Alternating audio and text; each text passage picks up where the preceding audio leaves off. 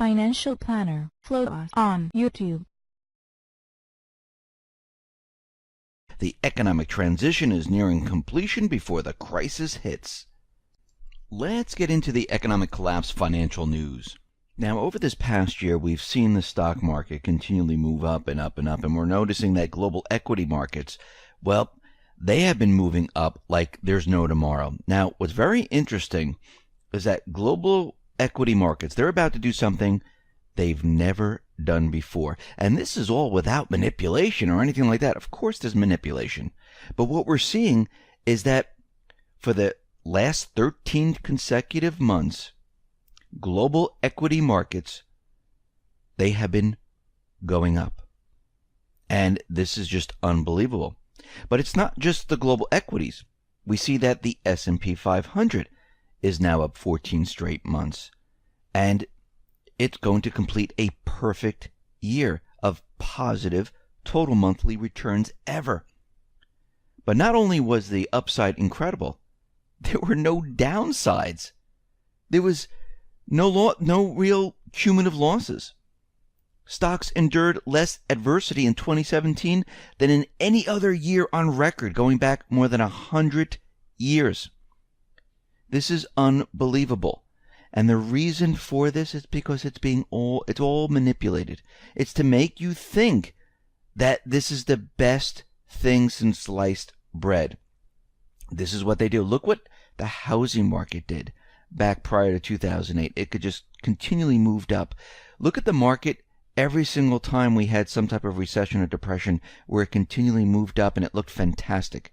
I mean, back in the 70s, the market hit 1,000. They thought this was unbelievable, that it's never going to end, and then everything came to a crashing end, and that's what we're going to see right now. Now, we understand that the U.S. will not allow an audit of the gold reserves. Now, we know Mnuchin was in there. He held up one gold bar, letting everyone know that the gold is there. But, of course, we didn't see the rest of the gold. And the auditors didn't even go into all the different areas where the gold were to check the bars of gold. Now, there's another theory coming out from Bullion Star precious metals expert Ronan Manley. And he's saying that, yes, the U.S. does have gold. It's not missing. It is there because the U.S. claims they are holding about 8,133 tons of physical gold in its reserves. He's saying that the gold, well, the reason why they won't allow an audit, it's because it's low purity, which means it might have been replaced, refined, and whatever, and it's sitting there and it doesn't pass the smell test. Now, it might be there for viewing, but if anyone went ahead and actually audited and taken a look at the gold bars, drill through it to see what it really is and check the purity of it, well, that would be a problem. And he's saying that this is most likely the story, and this is the problem. This is why they won't let auditors into the area where the gold is. And we see there's many different theories that are out there. Many people say the gold is completely gone. I think the gold that was there is completely gone, and over time they replaced it with this crap type of gold where it's very, very low purity, and it doesn't meet the trade specifications where countries would take it back and they say, yes, this is our gold. And I think a lot of them have been swapped out over the years and replaced with this. And maybe a lot of it is even fake. But we need to understand is that other countries around the world, they've been ramping up their gold purchases. And this is for a specific reason. Countries don't do this just to do it. Think about your family. If you're going to buy or trade your paper currency in for physical gold or silver, and you're planning to hold it, not trade it and try to make a profit, but just hold it to protect your wealth. You're doing it for a specific reason. Now, the gold prices, the silver prices, they're very, very low at this point. And we understand that the transition has been taking place for a very long time. And what I mean by this, I don't mean that we're seeing the entire economy move over to the east just yet. We're seeing everything put into place first, and this takes time. It doesn't happen overnight, And they do it very slowly, very methodically, to make sure that everyone doesn't realize that this is really happening. And we see that the BRIC nations, they want to start this gold trade system. And we see nations like China, we see nations like Russia, and many other nations, they've been purchasing a lot of gold. But what a lot of people don't realize is that there are many other countries like Kazakhstan. Now, this country is in a geographical position, and it has natural resources like gold, rare earths, and many other elements within its borders. And we understand that Russia, China, this is part of their system, and they understand that they have a lot what they need. And when you look at China and Russia, they've been acquiring quite a bit of gold. And recently, as we know, they're going to be starting this gold trade system. Now, if you look at Russia, the Central Bank of Russia, they added 900,000 ounces, 27.99 tons of gold to their reserves, raising the total of gold to 1,828.88 tons, or 58.8 million ounces. In October of 2017, they added 700,000 ounces. In September of 2017, they added 1.1 million ounces of gold. Now, China has been doing the same thing. They keep theirs a little bit more hidden, and they are doing this on purpose because eventually what's going to happen, and we discussed this before, is their system on a high level, the petro yuan or the SDR or whatever they come out with, it doesn't really matter what they call it. It will be backed by gold. Why?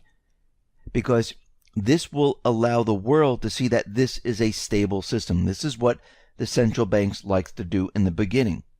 They present a system that is stable, that it's backed by something. They make people believe in it, that this is the new system, this is where we should be going. We shouldn't be looking at the old system where it has a lot of debt. It's backed by absolutely nothing. And of course, they just don't do this. They need some type of an event to distract everyone to say, listen, we can't go back to the old system. We need to start a new system because of what has happened. And we need to go to a place where there's manufacturing. We need to go to a place where everything is in place. And this is going to be China and Russia. Now, on a high level, the countries are going to be backed by gold. Trade between countries are going to be backed by gold. The people, they're going to be using most likely some type of cashless digital system, most likely cryptocurrencies. This is what they're going to try to do. They're going to try to convince the world that this is where you need to move, and the central banks need to manage this. And we see right now that we are getting ready and prepared for this transition. Everything is almost in place. It's very, very close right now where everything they need is in place. They've done their testing. They have the petro yuan, which they're pushing out to countries right now. Countries are climbing aboard using the petro yuan. We see that China and Russia, they're going to be taking away the gold trade system away from the West. They're going to be developing it, and they're going to revalue the gold price. This is where their gold holdings come into effect, because once you reevaluate and say, okay, look what's happening, they can even say, look, they've been manipulating it in the West, and this is the real gold price right now. But on a high level, this is why they've been ramping up on gold. Low level, they don't care that much because they know they're going to be able to convince governments once they take control. Well, they're hoping to convince governments to pass laws. That's all they need. All they need is to have governments around the world to pass these laws so they can push their agenda. Now, this is the reason why we need to wake a lot of people up. This is why we need to spread the word. This is why we need to let everyone know what is going on. This is why we need to let everyone know that this can't happen. Because if they have the ability and they take control of the crypto market and they bring us into a cashless society and they monitor it, it's not going to be this decentralized system. It's going to be a centralized system, and they will use the blockchain to manage everything. And we can see right now that if the people truly want a currency that has nothing to do with the central bank, we need to stand up and say, listen, we need a decentralized, people-run system. Now, right now, it's like the Wild West. They're trying to take control of it. They never took control of the internet. Hopefully, they won't be able to take control of the blockchain system. But again, this is a little different because they've learned their lesson from the internet. They thought the internet was, not a big deal. Let them do whatever they want. Who cares? It's not going to amount to anything. We control the major media stations out there, and we can pump in any news we want, and it makes no difference. Well, it did make a difference, and they learned their lesson. And this is why they're trying to get a jump on this very, very early. And this is why we see all these things happening right now. And let me just say, the cryptocurrency system, the blockchain system, is a fantastic system. It depends who runs it. It depends if it's the people running it or if it's the central bank running it. Gold and silver, having a currency backed by gold and silver is fantastic, as long as the central bankers aren't controlling the financial system. If they're in control, gold and silver is meaningless. The cryptos are meaningless. And this is what we need to fight. That is our true enemy. Because remember, the central banks, if they have control of all of this, they control countries. If they can control countries, they can control what countries do because they put them into debt. They can control the people. They can keep them in line because then you're a slave to that debt. And we see right now, this is what we're fighting against. We shouldn't be fighting amongst each other. We shouldn't be doing any of that. We should be looking at the financial system saying that we need to take this back.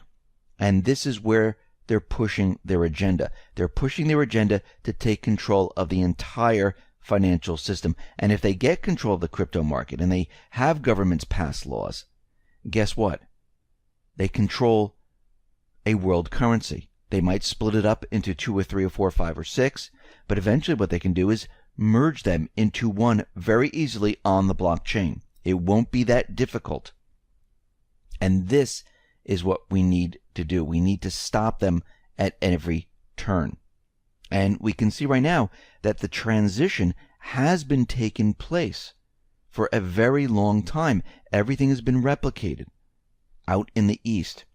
They're completing it right now, which means the next phase of all this is to start to dismantle what has happened here in the West and bring online all the systems out in the East. And they will do this very slowly. It's not going to happen the next day, but they're going to bring them all online and they're going to start making the shift. And we're going to see once they have everything up and running and everything running at the same time as the West, guess what? All they have to do is throw the switch. And what I mean by that is have something to distract everyone of why we need to go to that new system. So you need to be ready and prepared because no matter what we're looking at here, the transition is happening. It's already there. And maybe the people will control it, maybe the central banks will control it, but no matter what, everything is about to change.